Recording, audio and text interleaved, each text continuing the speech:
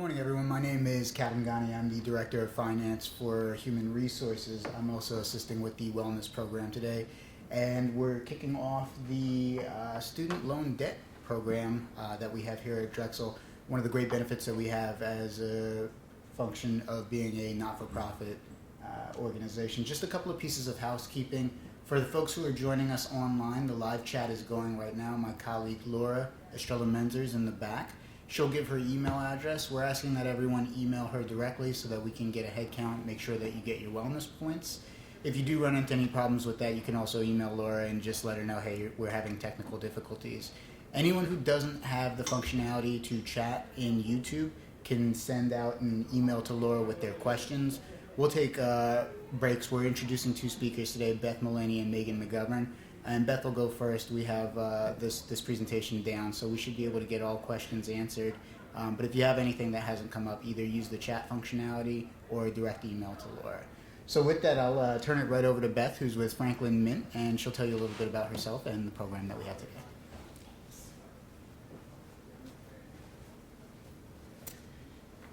Hi, ladies and gentlemen. Thank you for having me today. I'm with the Franklin Mint Federal Credit Union. We have an office right here on campus. I have the distinct honor of being the Adult Financial Education Manager for the Franklin Mint. We have a very large department dedicated to community education. We reached over 15,000 men, women, and children last year through our various programs, and we are proud to be the official financial wellness provider for Drexel University. If you are not familiar with us, our branch is right here at 3200 Chestnut, and we have quite a few special offers that we send out for Drexel employees. And being an employee of Drexel University or a student of Drexel University makes you eligible for membership. So if you have any questions, you can ask me or you can come down to our branch, and our staff is happy to help you. So today's topic today is a great degree of stress, eliminating and managing student loan debt. So we're going to be talking about federal loans and a little bit of private loans, standard versus income-driven repayment programs, and we're going to focus a lot on the income-driven programs because they're kind of complicated and convoluted, and you need to understand which of those is going to work best for you to go hand in hand with the public service loan forgiveness that we're going to also go into detail about, which is a fantastic benefit of working for a nonprofit. We're going to talk about consolidation options and loan forgiveness, default and rehabilitation, because that may be an issue for you. And then we're going to touch a little bit on some of the scams that are out there. So if you email Laura, she will be able to send you a PDF copy of the handouts that we have here. And that's important because there are a couple of ancillary pieces in the program beyond just the slides. There's also a handout that I created that has a complete chart of all the different programs for forgiveness based on what kind of loan you have. And then there's also an article in the back that was recently created in, I guess, January, talk about somebody who actually was able to successfully get their loans forgiven under one of the public service loan forgiveness programs. So you know it's real. It really does exist. So generally speaking, there are two broad categories of student loans. There's your federal and there's your private. Federal loans are any loans underwritten by the Department of Education. Some are done directly, some have middlemen, some have schools involved. But if it's somehow underwritten and guaranteed by the Department of Education, it is considered a federal student loan. Private loans are going to be loans initiated sometimes through schools, but without the benefit of the Department of Education. But typically it's a credit union, a bank, or some other financial institution that is issuing out the loan. There is a huge difference between these two different types of loans. Generally speaking, if you have no credit, you're going to get a lower interest rate, or if you have poor credit, you're going to get a lower interest rate with a federal student loan, because private student loans are all going to be risk-based. Typically, students starting out, your first go-to is going to be your federal student loans because, especially if you're an 18-year-old, you're not going to have much established credit in order to be qualifying for anything other than that. Federal student loans also have forgiveness options, they have deferment, and then they have some economic hardship safeguards. Whereas private student loans, again, you're dealing with typically a for-profit institution, so you're going to have very limited safeguards as far as if you fall on hard times, you're kind of on your own. Under the federal student loan programs, the big one is the Ford Direct Loan Program. This is going to be your direct subsidized, unsubsidized, the whole Plus program. Plus program would be you required to have good credit to qualify for them. So we have Parent Plus and we have Direct Plus loans. And then we have Direct Consolidation Loans. Stafford loans are also part of the Direct program. And by direct, they mean there's no middlemen. It's going right from the Department of Education to the student or to the parent of the student in order to pay for education. There are other programs that are no longer active but still have people who are paying on them, so they need to know about their options. That would be the Federal Family Education Loan Program and the Perkins Loan Program. FFEL ended in 2010. Perkins gave its last disbursement around 2017. And we're going to talk a little bit about what's eligible for what. You need to know, and I'm going to harp on this a lot, you need to know exactly what kinds of loans you have in order to know what you're eligible for, because not all loans are eligible for all programs. I provide this because there's often a lot of conversation about, well, who do I talk to? You need to know who your federal loan service providers are. This is the complete list and contact information for all the federal loan service providers as of the end of last year. So there is a borrowing cap, and this is why so many of us end up falling into the whole private loan category. Typically, unless you have a lot of grants or you're starting out with community college, you're not going to be able to get all the money that you need with federal loans alone. The cap currently is $57,500, and that is for 4 years of college undergrad. So for a lot of schools, that's not even going to cover the first year. It's staggered. Also, you're not getting all that money up front. Typically, if you're not qualifying for any subsidized loans. So subsidized loans would be loans where, because of economic hardship, you are qualifying to have the government pay for a portion or all of your interest while you are an undergrad. And then you typically qualify for a little bit more of a loan also if you are suffering from an economic hardship situation. The max you're going to get per year is $12,500 as an undergrad. Grad borrowing is a little different. They understand that you're probably a little bit more qualified to be borrowing and paying back. There's less risk because you've already achieved a degree. So you can borrow up to $20,500 per year. And while technically the max is $138,500 for graduate degrees, there are a lot of situations where you are able to borrow more than this, especially if you're in the healthcare field, where you could pretty much do all of your grad loans on a federal side instead of having to go the private side. Private loans are numerous. There are some deferment and forbearance options. The important thing with private loans is that it's risk-based. So if you find that you're suffering financially, you're really struggling, you need to get in contact with your provider before you become delinquent. Because once your credit starts to be affected by lateness, your options are going to be limited as far as refinancing and reducing your payment. Side note, we have started providing private student loans. So if you need to supplement what you're receiving on the federal side, if you are currently a grad or an undergrad, or if you are looking to consolidate loans with a higher interest rate, that is something that we do. We go through LendKey. The whole process is online. It's very quick. Typically 10 to 20 days, you have an answer. Everything's online. You submit all your documentation. There's academic-based pricing for undergrads and grad students. We're not talking about refinancing, but if you are getting a new loan for paying for your education.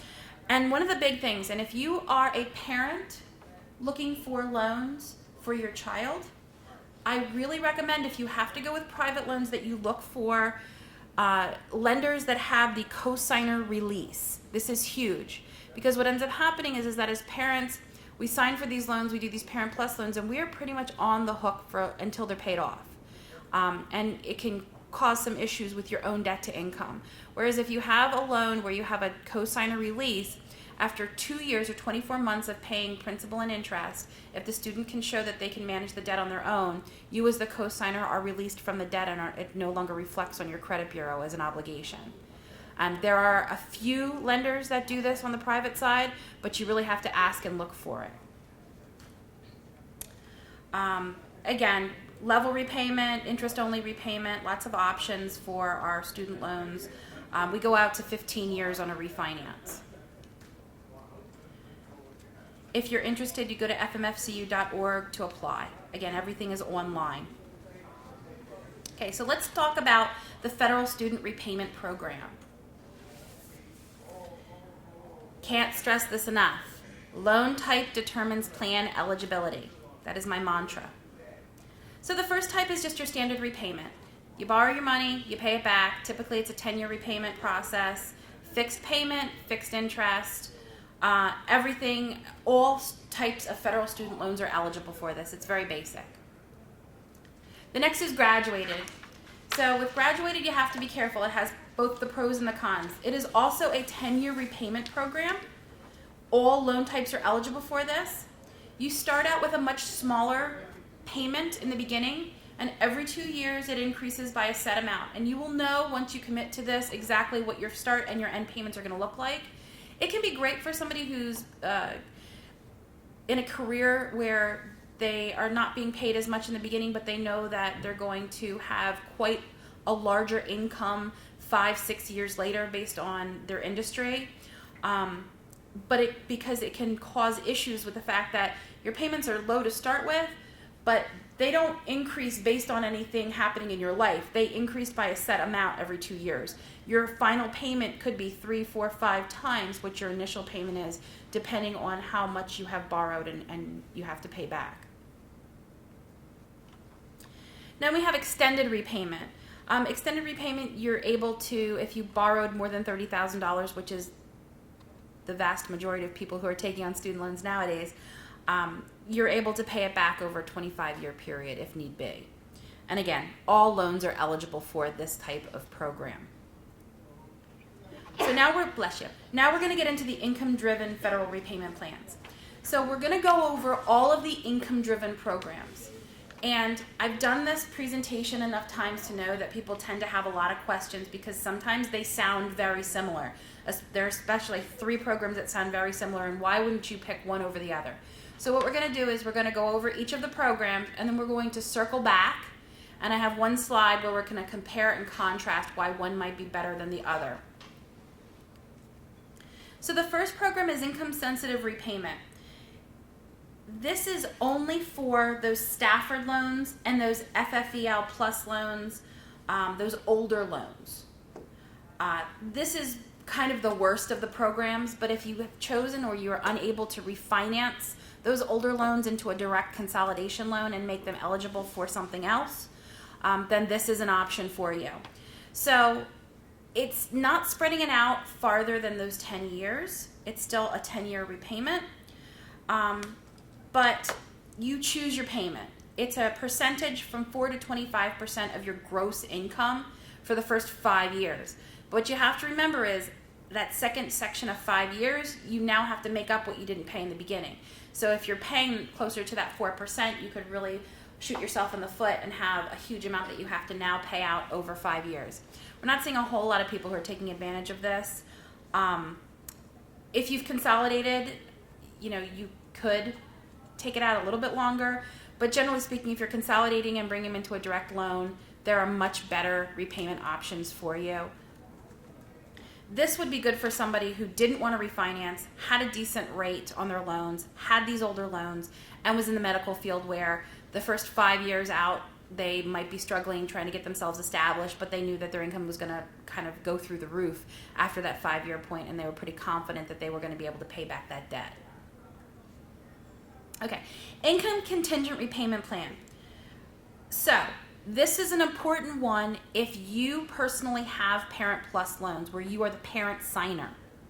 So this is a fixed amount. It's based on 20% of your discretionary income, and we are going to go over how discretionary income is calculated because it's not simply what you have left over after you pay your bills. There's a very specific formula for how they calculate it based on which of these options you choose. So it's 20% of your discretionary income each month. So it's 20% of 112. It is, or it's fixed based on a 12-year repayment over a 10-year period. So they're stretching it out a little bit. Or it's your max 10-year payment. And the reason we have these three options is you could get yourself into a situation where this is the only option for you because you have those Parent Plus loans. And if your income suddenly skyrockets, you're not going to be stuck paying more than you would if you had just stayed on that 10-year program. So after 25 years of being on this, because remember, you could potentially be paying much less than your 10-year payoff. You could be dragging this out, and they want you to keep making those payments. You might, based on your income, might not be making enough to even be covering the interest that normally would have been accruing. So after 25 years, if you've still not been able to completely wipe out the debt, they are forgiving it.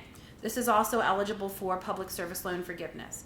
But I have to stress, this is the only one that if you have those Parent Plus loans, and I don't mean that you as a student had your parents take out Parent Plus loans, because you can't consolidate those into your name on the federal side. You can't do it.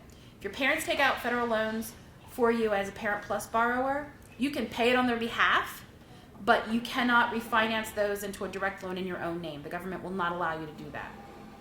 So if you are a Parent Plus borrower, and I've seen this before, so scenario is that you are in retirement, you're a parent, and you want to continue to pay on these loans, and you're receiving Social Security, and that is your primary income. Well, this is a great program because you can base your repayment on 20% of your discretionary income based on your Social Security income. And depending on if you're a single household or a two-person household, you might end up with a payment that's next to nothing. The first time I did this presentation, and we'll go over some of the other programs where it's an even smaller percentage of your income, I had a woman who was a Drexel employee that, based on her family size and her income and her debt, her required monthly payment under her IncomeDriven program was $0. And if your required payment is $0, that still qualifies under the Public Service Loan Forgiveness Program. Now, obviously, her income is going to increase, and there will come a time when she does have to actually be making a payment, but it's still going to be relatively low compared to what her payment would be if she was on the standard 10-year program. So one of the nice things about ICR is that when they calculate your income, if you are married and you file separately, they will not count your spousal income. And that's a very important difference, especially if you're the one with the debt and the lower income versus a spouse who maybe doesn't have student loan debt and has a much higher income. Okay, income-based repayment. Income-based repayment is one of the better ones of the more modern programs. So the maximum payment is going to be 10 to 15% of your discretionary income.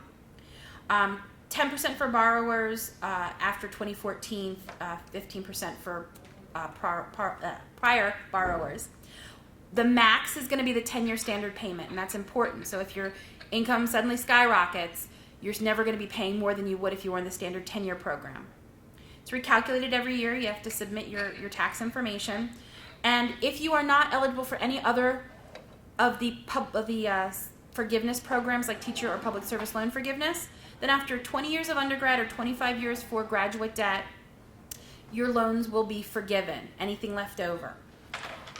This is eligible for all of the direct subsidized and unsubsidized, and direct loans, the plus loans, made to students only. Parent Plus loans are not eligible. So if you refinance your own debt and Parent Plus loan debt together as a parent borrower, then you would disqualify yourself from IBR. You would not be able to take advantage of this. And now let's talk about payee and repayee. So you're going to see payee and repayee are very similar to IBR. They are set at 10% of your discretionary income or the 10-year standard. They're based on income and family size. After 20 to 25 years, whether it's undergrad or grad debt, anything left over is forgiven. It's important to note that any forgiven student loan debt does become taxable income. So you'll have to address that. It's typically not a very huge amount by the time you get out that far, but you do have to report it on your taxes.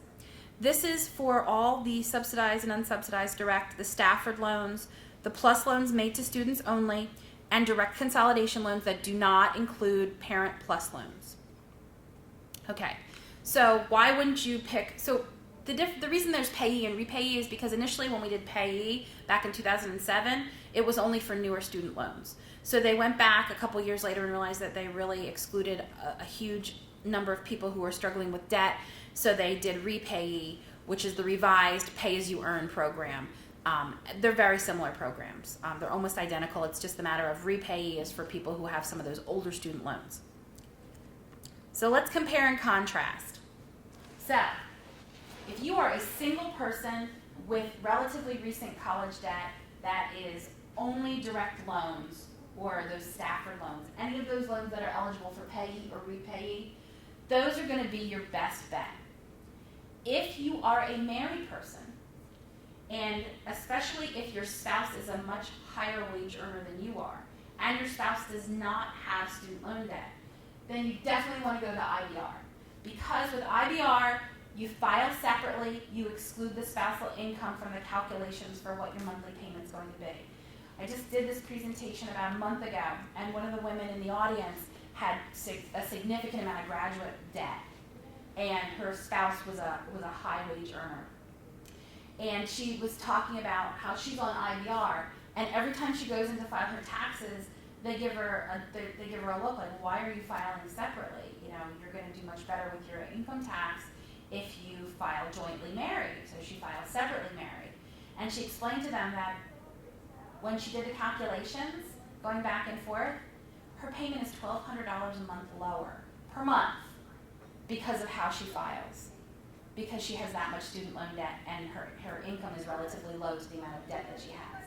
So there's a lot of things that you need to take into consideration. You want to make sure that you're making a good long-term decision based on, filing separately might be a good long-term decision for you versus getting that tax rate once a year based on how much you might be saving every single month.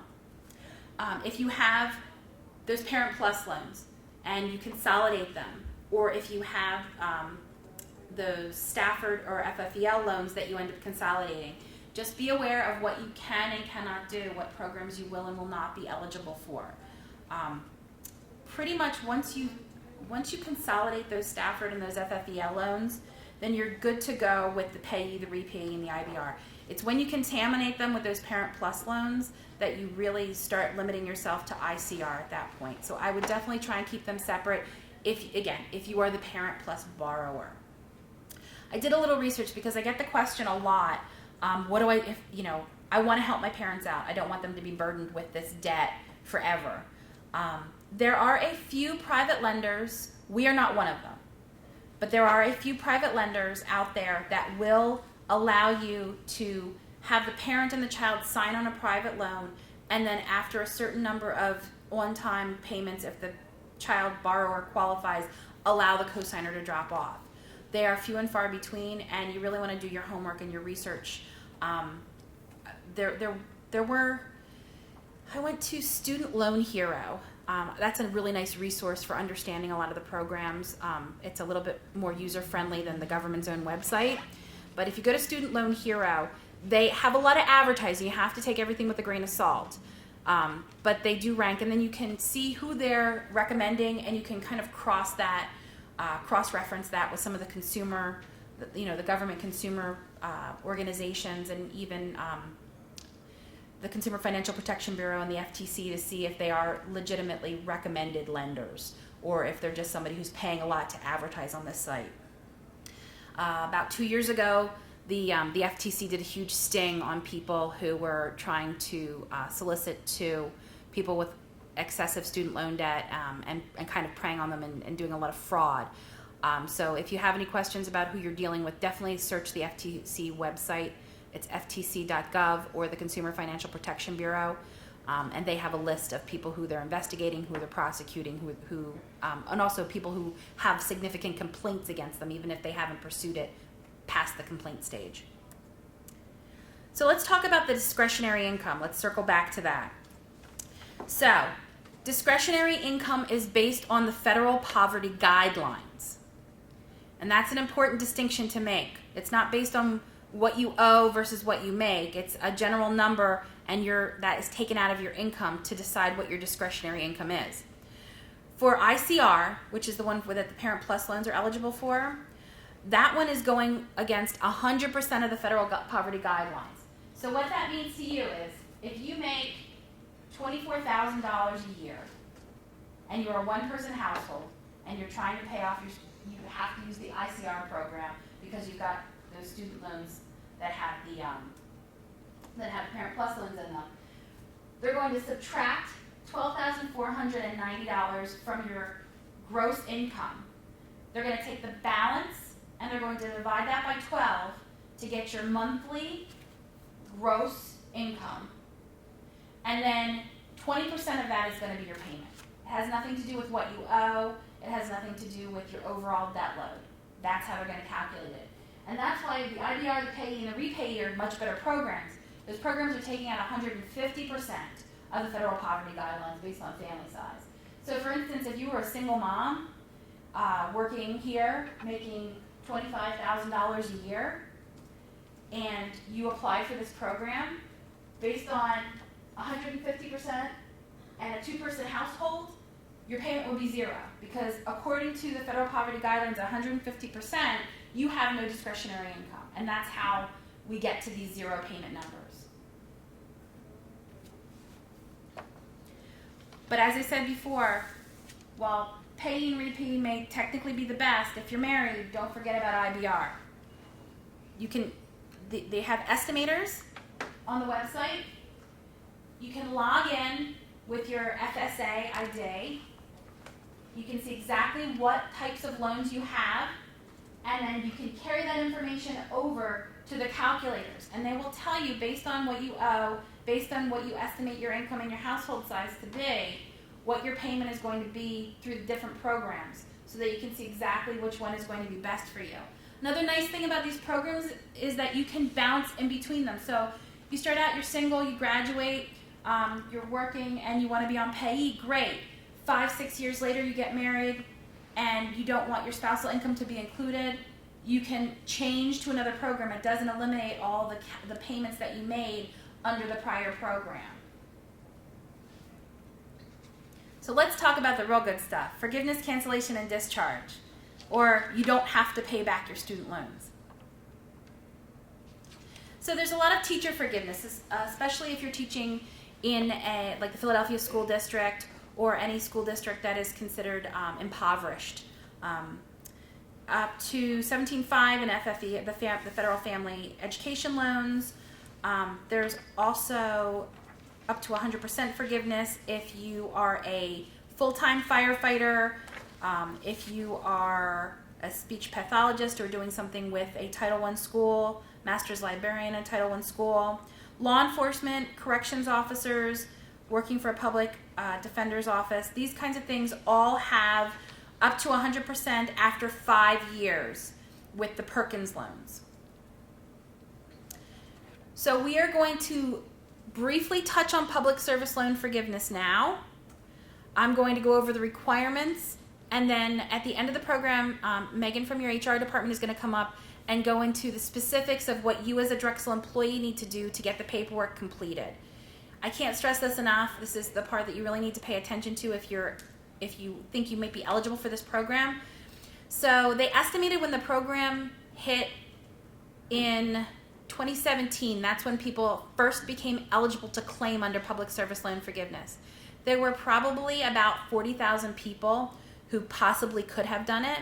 They had about 11,000 people actually apply, and there were less than 1,200 people who were approved and had their loans taken care of.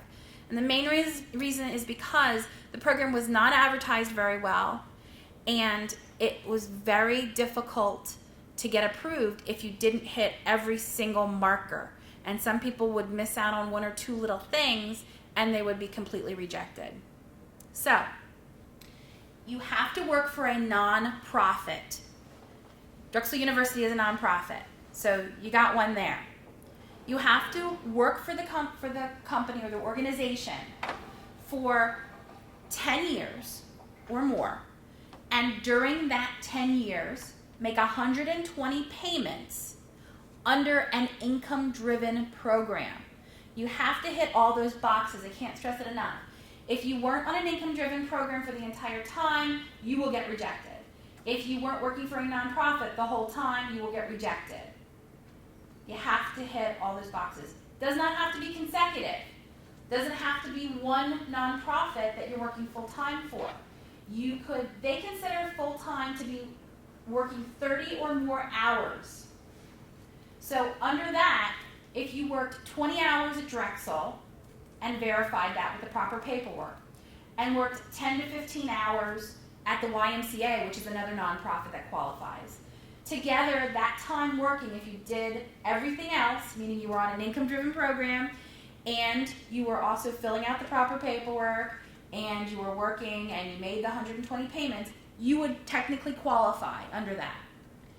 If you worked for Drexel for 5 years, filled out your paperwork and were under an income-driven program, and then left Drexel for 2 or 3 years, worked for a for-profit organization, and then came back, the clock doesn't start over again. The clock starts at that 5-year period. You don't lose time accrued.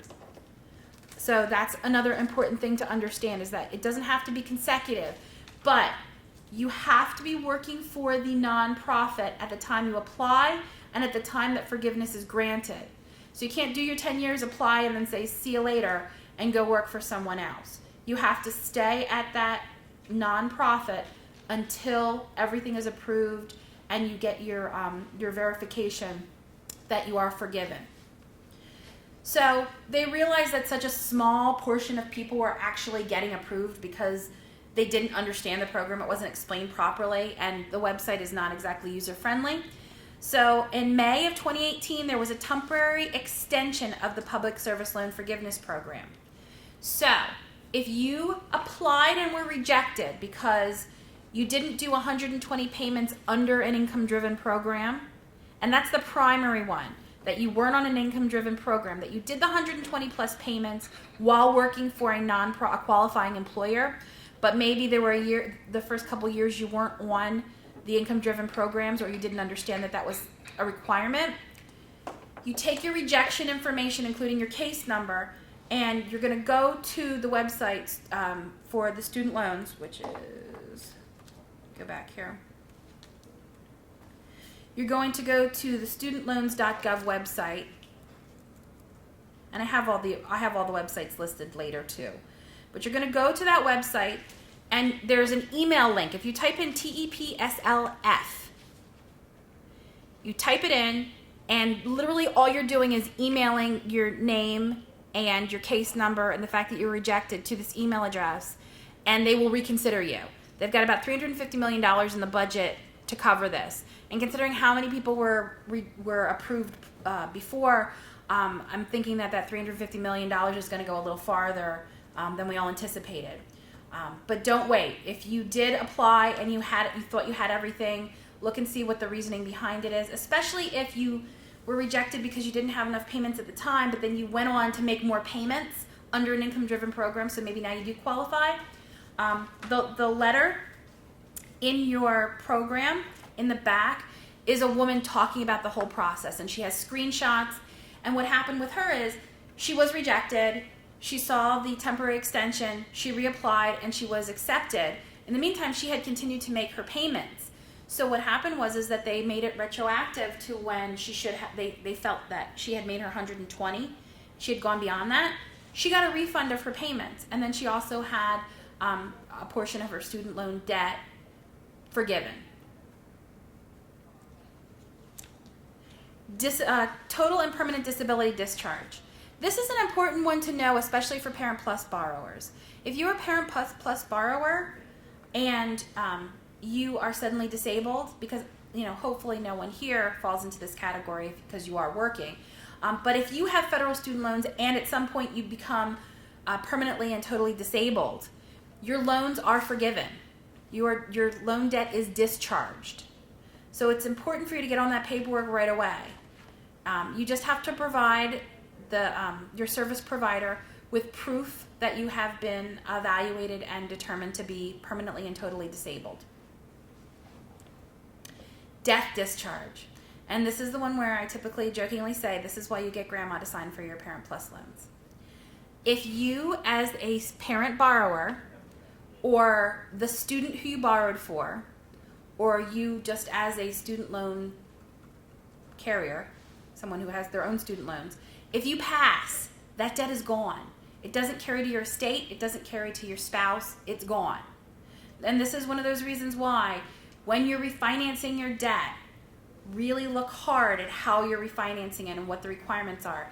You want to make sure that if you're going to a private lender, I would ask them, what happens to this debt if I pass away? Is this going to now become a burden of my estate? Is this now going to become something that my spouse is going to have to deal with?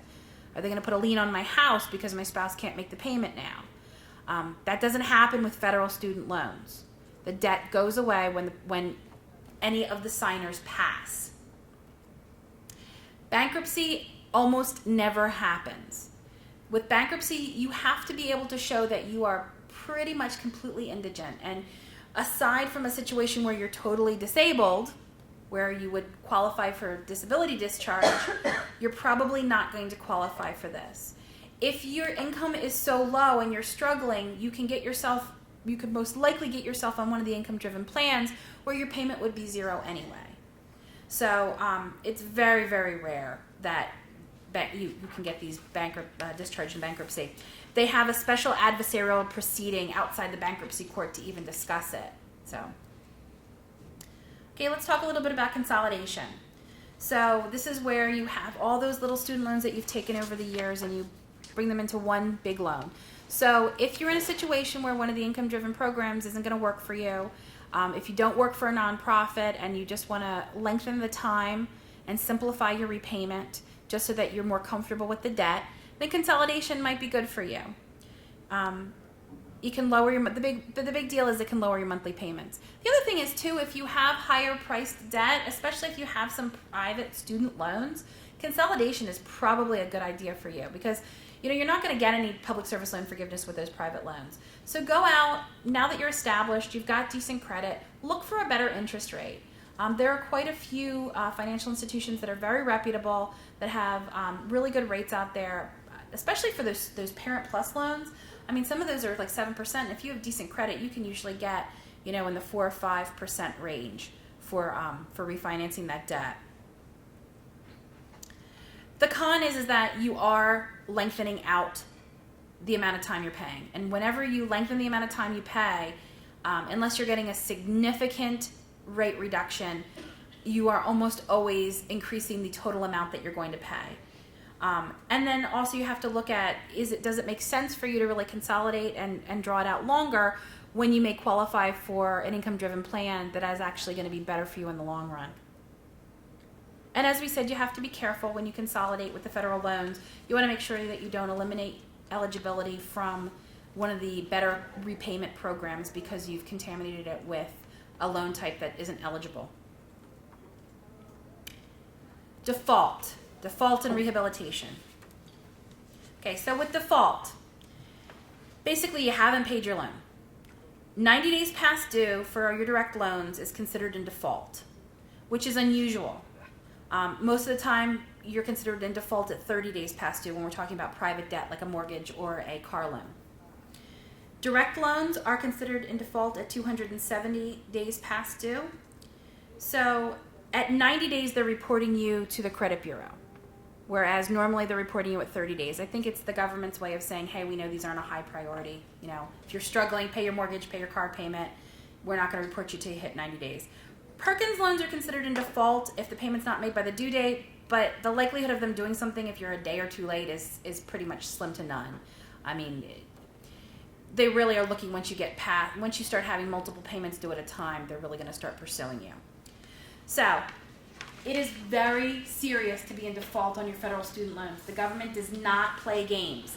My aunt had graduate debt that she was in default on, and she wasn't getting an income tax refund for years because the government was taking her income tax refund.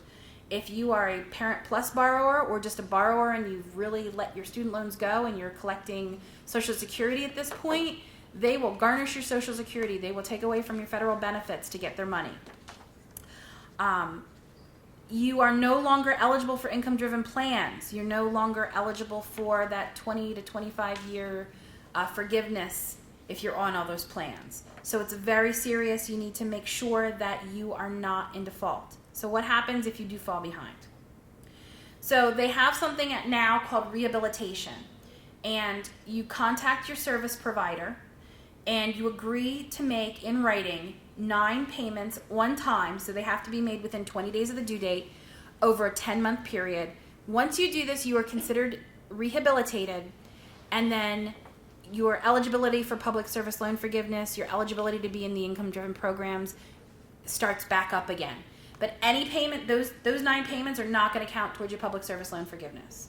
They're not going to count towards any of that stuff. It's just going towards paying down your balance, which is what they all do, but doesn't count towards any of your forgiveness.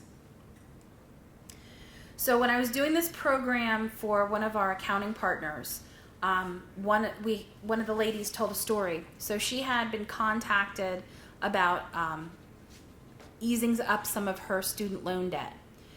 This company reached out to her, seemed really good. For 3 years she was making payments to them. And then she decided when the Equifax breach happened that she was going to pull her credit and look at it.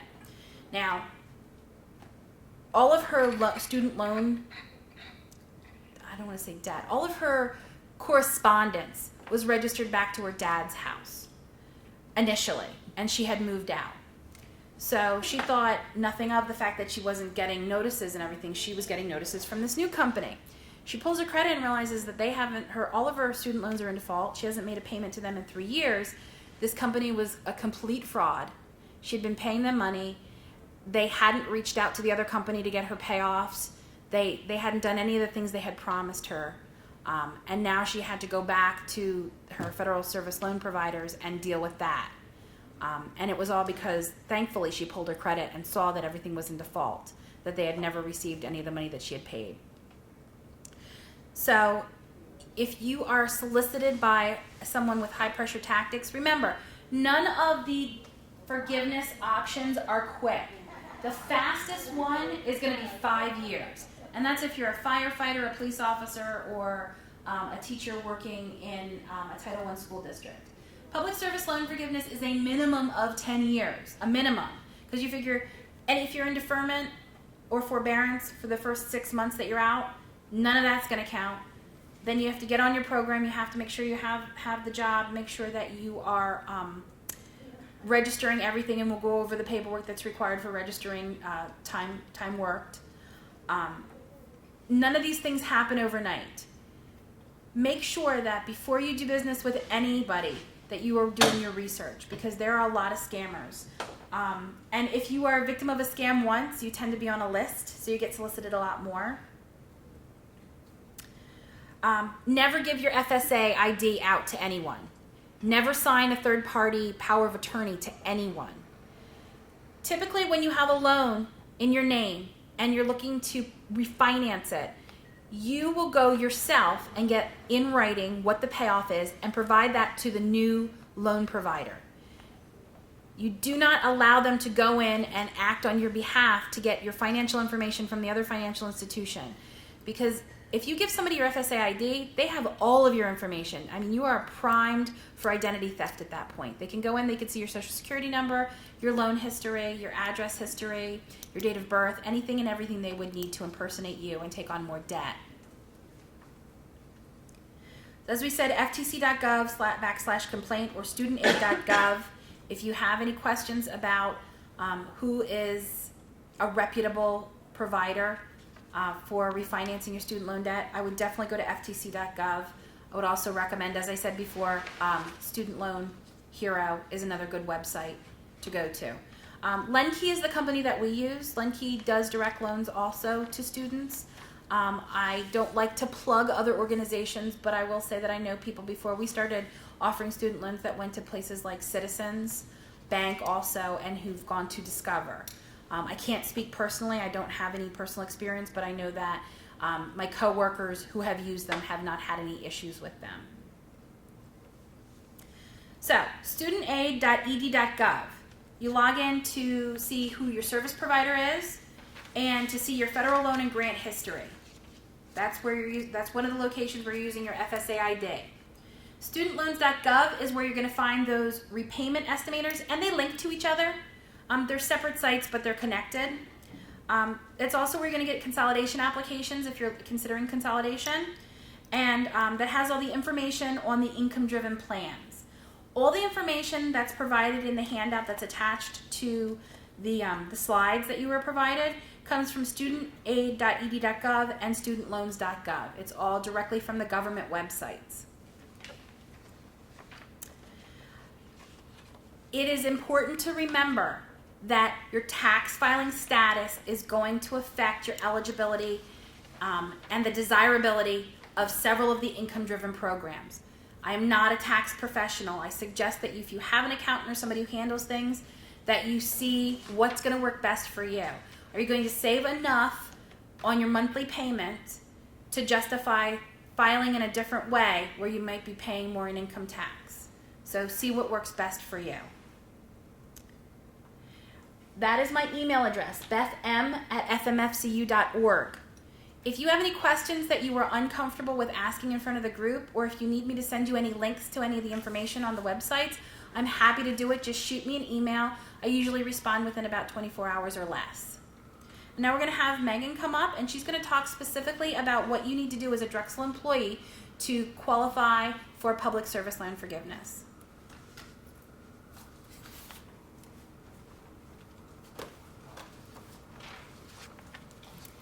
Hi everyone, so again my name is Megan McGovern. I work in the Human Resources Service Center here at Drexel, and I'll be speaking for the rest of the presentation about the Public Service Loan Forgiveness Program. I'll refer to it in short as PSLF. So PSLF is managed by the Fed Loan Servicing Team under the U.S. Department of Education, and it offers forgiveness on the remaining balance of your direct student loan debt after you have met certain requirements. So those requirements include making qualifying payments while working for a qualifying employer. So what's considered qualifying employment? As Beth mentioned previously, government organizations, not-for-profit organizations, and certain for-profit organizations that provide certain public services all qualify. So everyone that is in this room today or is tuning in online is a Drexel employee, so you've met the first requirement. The guidelines for PSLF state that you must work at least 30 hours per week or full-time as it is defined by your employer, whichever is greater, in order to qualify. So here at Drexel, our policy on hours of work states that full-time is working at least 40 hours per week. So if you're full-time, you're good to go, but again, as Beth mentioned, if you are part-time, you can combine hours worked simultaneously at multiple qualifying employers in order to have a total of at least 30 hours worked per week in order to be eligible for the program. So what is considered a qualifying payment? The first element involved in this is the type of loan that you have, and all of the federal direct loans are eligible.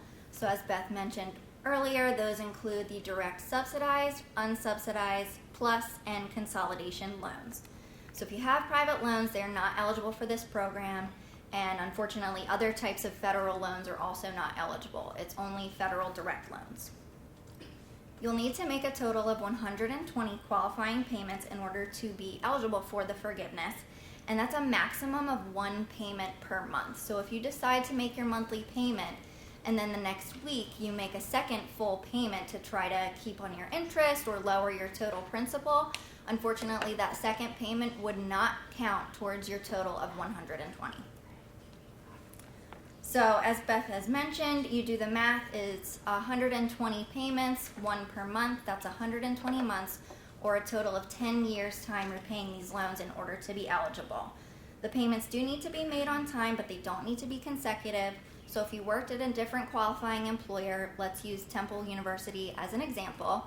Let's say you worked at Temple for 5 years or 60 months and made 60 qualifying payments while at Temple.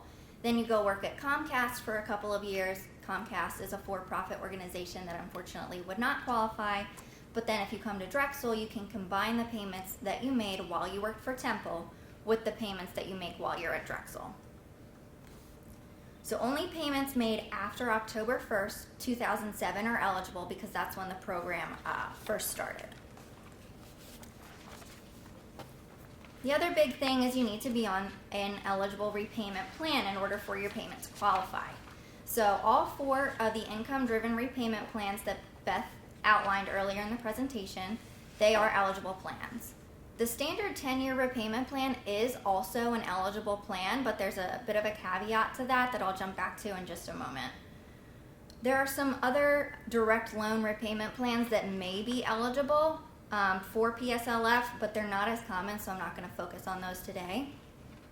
So jumping back to the 10-year plan, the caveat is that at some point you will need to switch to the income-driven repayment plan in order to have a remaining balance on your loans to be forgiven. Because if you stay on the 10-year plan, then you'll make your 120 payments and then all of your loans will have been paid off by the time you qualify for forgiveness.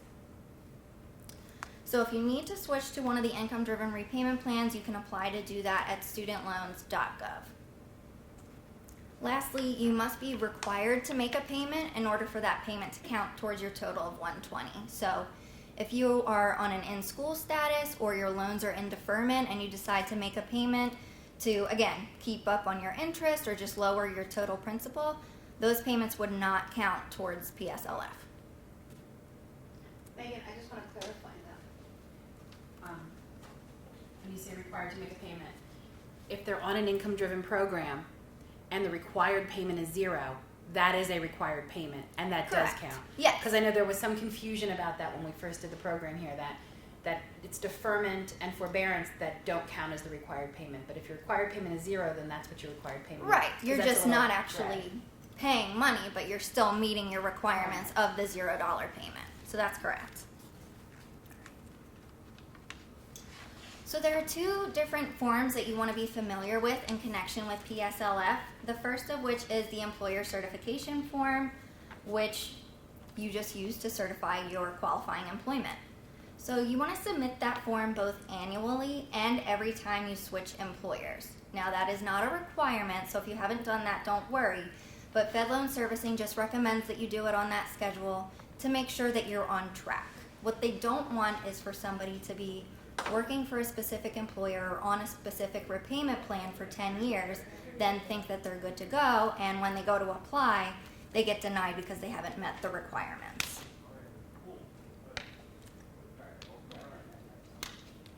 So Fed Loan Servicing's processing time for the certification forms at the moment is 7 to 10 business days.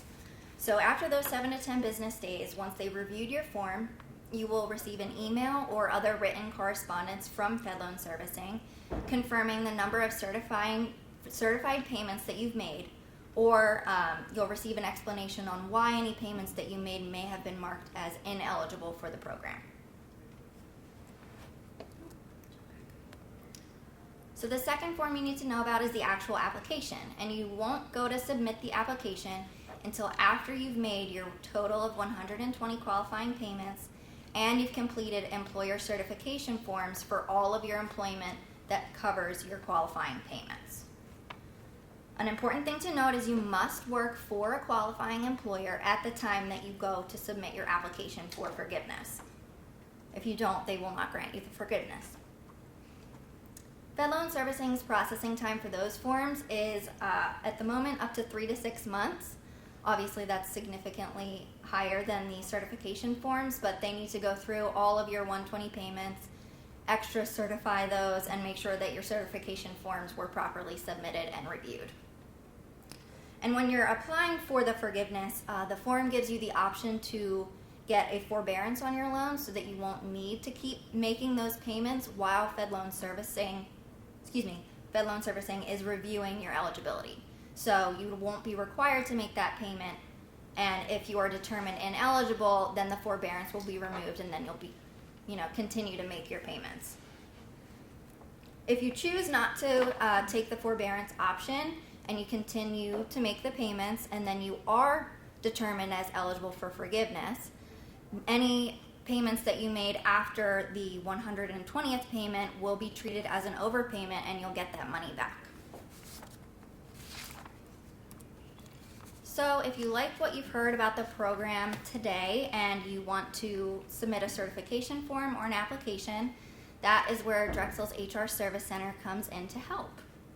What you'll need to do is complete and sign or date the first page of either form that you're submitting, and then get that over to Drexel.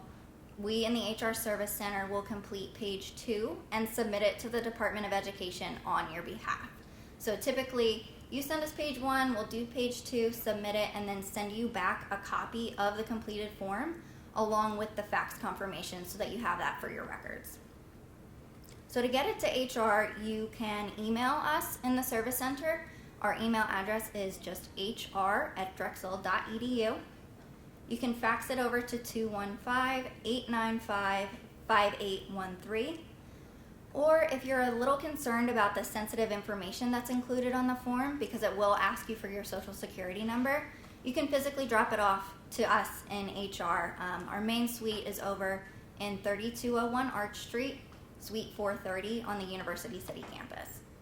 So our service center's processing time for these forms is up to 2 to 3 business days, but we promise we'll get them completed, submitted, and sent back to you in a timely manner. So if you have any other questions, the studentaid.ed.gov website has a ton of detailed information on the program, specific unique situations that may be relevant to you. They have a very in-depth FAQs page that's very helpful. And you can also call if you have questions about your specific account. Fed Loan Servicing reps at that 1-855 number are very helpful.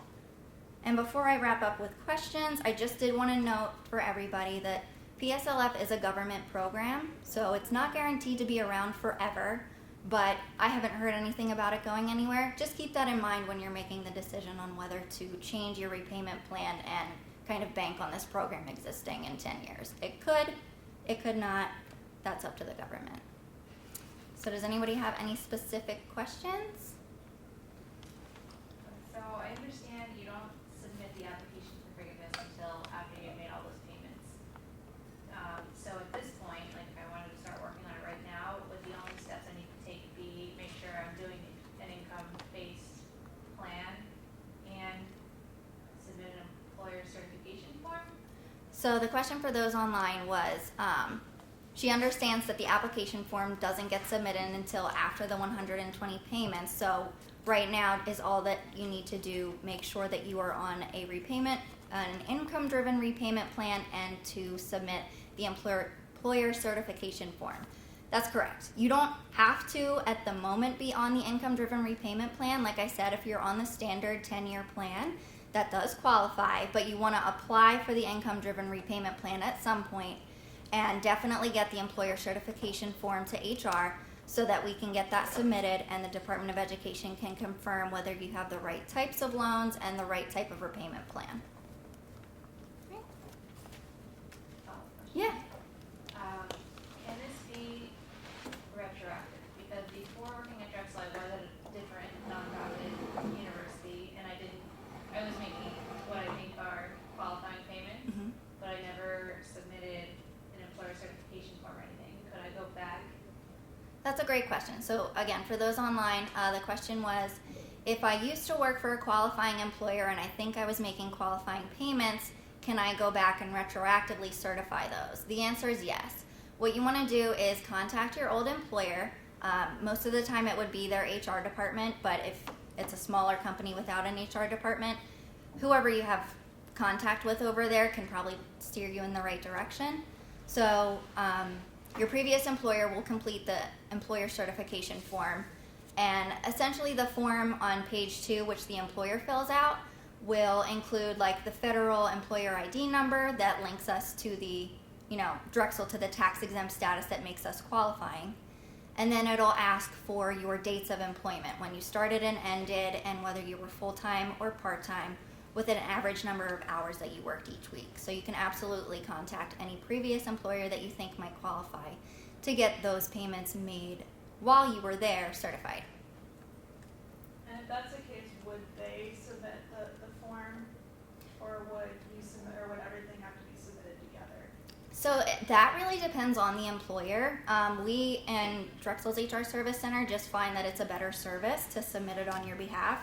Not everybody has a fax machine available to them, and that's a more secure method of submission sometimes than U.S. postal mail, considering the form has your social on it. So if an individual reaches out to Drexel and says, can you just certify this, I want to submit it myself, we can do that. It really depends on the employer. You could ask whether they'll submit it on your behalf or whether you want to submit it yourself. Any online questions? Natalie Shack has a question. She said, I heard that older direct loans taken before 2007 are not eligible for the loan forgiveness or repayment. Is that correct? So my understanding is it doesn't matter when your loans were taken, but if you made payments before October 1st of 2007, those payments don't qualify because the program didn't exist before October 1st of 2007. You also want to make sure that they are indeed direct loans. If they're that old, they could be FFVL loans, which kind of masquerade as a direct loan. But if they are legitimately direct loans, then it's only the timing of the payments that should cause the issue with them being prior to 2007.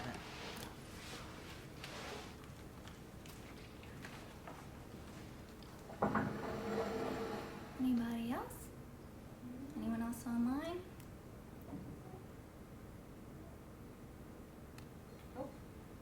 All right, well, if anyone here or online has general questions about what I presented today, you can contact the HR Service Center. Again, the email is hr@drexel.edu, and our phone number is 215-895-2850. Thank you, everybody. If anybody has any success stories, please share them with me. Sorry, Natalie just asked, what are FFLE loans? Oh, sorry. That would be Federal Family Education Loan Program. It's an older loan program that ended in 2010, but it was just another one of those programs. It's another form of student loan. Like, I know I went to school in the 90s and I didn't have direct loans. All my loans were FFEL loans. There's just a bunch of federal programs, and the FFEL loans did not qualify for the public service loan forgiveness on their own. And they also have a different type of income-driven repayment program.